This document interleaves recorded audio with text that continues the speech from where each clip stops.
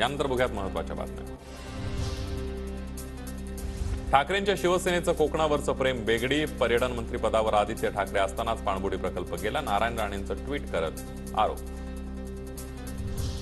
शिंदेगड आणि मनसेच्या विचारधारेमध्ये कोणताही फरक नाही। युतीबाबतचा निर्णय राज ठाकरे घेतील। संदीप देशपांडेंची प्रतिक्रिया।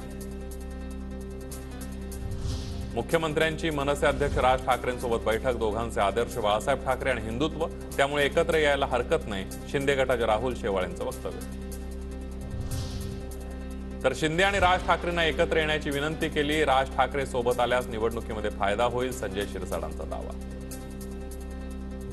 यवतमाळ वाशिम लोकसभेसाठी ठाकरेंनी शब्द दिल्यानं प्रचार सुरू। पोहरादेवीचे महंत सुनील महाराजांची माहिती।